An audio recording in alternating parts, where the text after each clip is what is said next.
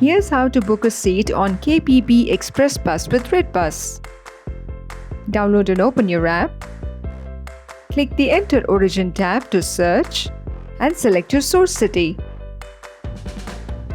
Now click on Enter Destination and search and select your destination city. Select your date of travel. To select KPB Ekspress as your bus operator, click on Sort and Filter. Scroll down and click the Coach Company tab. The app will display a list of bus operators who service that particular route.